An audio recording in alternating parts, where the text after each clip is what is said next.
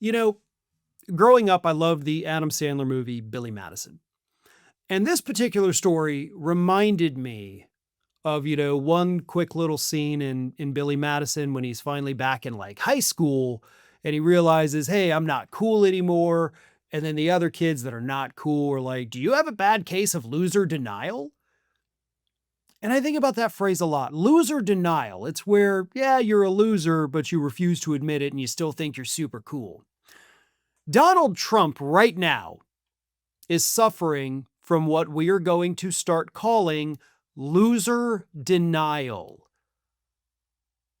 Because on the same day that polling experts in America said that Donald Trump just came off his 10 worst days ever in terms of polling, to the point where the results were described by one expert as, quote, shocking, Donald Trump got on Truth Social and said this about his poll numbers that are the worst they have ever been. But here's what Trump said. I have just gotten the highest poll numbers of my political career. While my great work on the economy has not yet been fully appreciated, it will be. Things are really rocking. Stopping wars and foreign relations seems to be a strong suit. Also great, the border and stopping crime. I predict that the economy, with the already highest stock market ever and prices coming sharply down from the Biden disaster, will soon be at the top of the list. Make America great again. Whew, things are really rocking, folks. And his poll numbers could not be higher. And prices are coming down. And grass is purple in his world. And the sky is actually black, not blue. It's a weird world, and it certainly isn't one that's, real. Donald Trump has no attachment to reality at all. This man is living in a fantasy world. And it's not just his own creation of a fantasy world. Of course, all of the spineless people around him have helped him fabricate this alternative reality.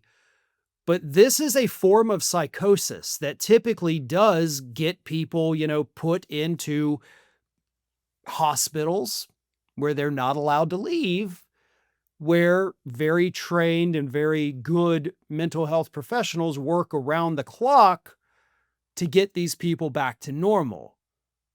This is a symptom that if any one of us exhibited it, we're going to be locked away for quite a while.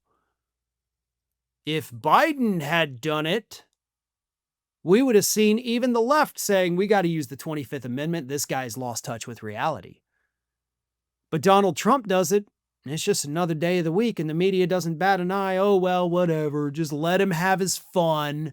Let him play with his imaginary friends who love him. No, this is a symptom of a mental illness.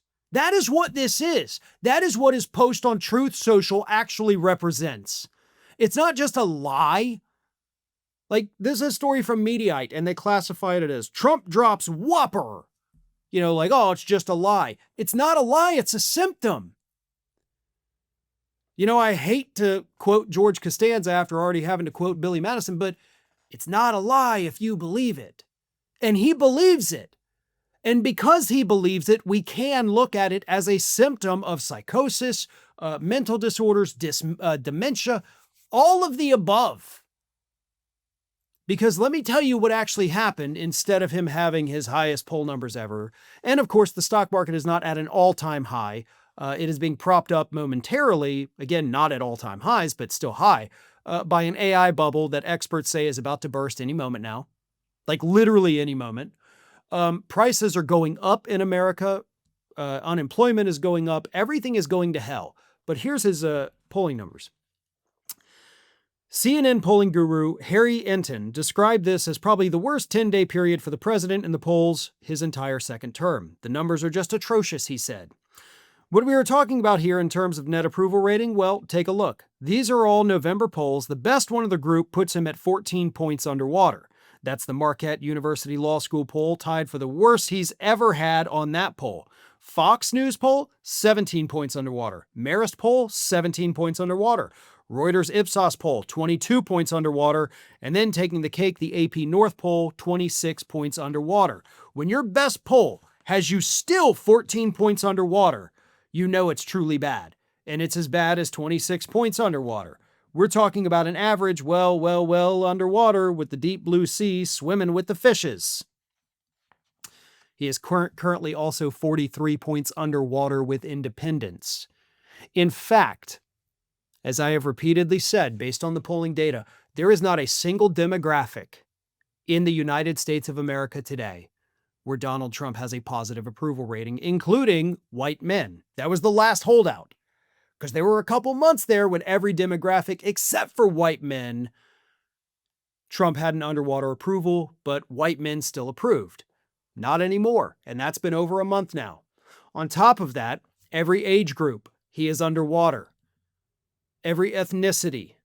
And furthermore, in addition to them disapproving of him overall, Trump is also underwater on literally every single issue, including immigration. He is now double digits underwater on immigration. These are the lowest poll numbers we have ever seen for a sitting president. It's not the lowest numbers that we've ever seen from Trump in his second term only.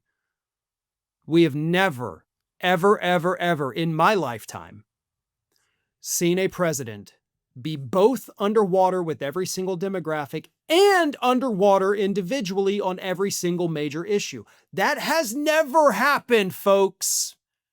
It hasn't. But here we are. And this delusional, likely demented man sitting in the Oval Office still goes out there and says, I have the highest poll numbers of anyone ever. And if that's not delusional, if that's not a form of psychosis, then I guess I don't know what is. Hey everyone, we are maybe just days away from hitting 1 million subscribers. Fewer than 15,000 subscribers to go at this point, and we need your help. If you are not already subscribed to the channel, please do so, and tell your friends. If you have progressive-minded individuals in your life that are not subscribed to Fair and Balanced, please send them a link, send them a video, let them see what it's all about, and encourage them to subscribe. We are hoping to hit that 1 million mark before the end of this year, but I think we can do it even quicker than that. So again, if you're not already subscribed, please do so. And don't forget to share the channel with your friends. And as always, like and comment on the videos.